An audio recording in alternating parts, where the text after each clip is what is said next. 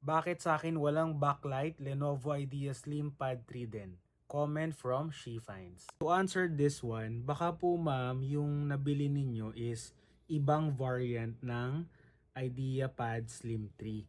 So you have to check po kasi yung analogy po niyan parang Manzanas 11 series. So madami yon. May 11 Pro, may 11 lang, may 11 Pro Max. Tapos, in regards naman with this laptop, si Lenovo IdeaPad Slim 3 is may mga variant din. Akin is 15IRH8. So, let me show it to you. So, ito, you have to press function and yung spacebar para umilaw siya. Ganyan. If wala naman, you have to check ano po ba yung mismong exact variant ng IdeaPad Slim 3.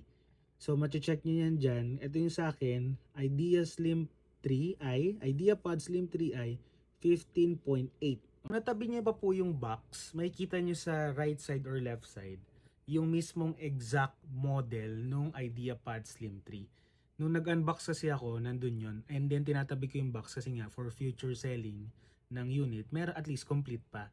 So nakalagay dun sa akin is Lenovo IdeaPad Slim 3 15IRH8.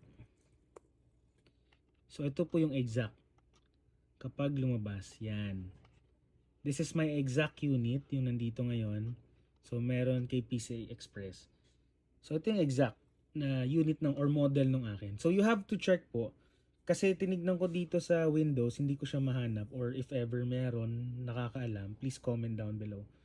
So nakita ko lang yung unit na yan or yung model ng exact laptop na ito doon sa box, sa gilid ng box. So paki-check nyo na lang po para ma-make sure natin na tama. If ma-picturean nyo po para makita natin sa comment, paki-comment, alam ko pwede na mag-attach dito sa TikTok.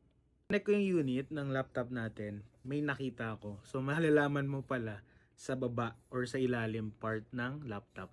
Or Lenovo, talikod nyo lang. Yan, makikita nyo sa ilalim. So it says here, IdeaPad Slim 3 15IRH8 for the exact model name.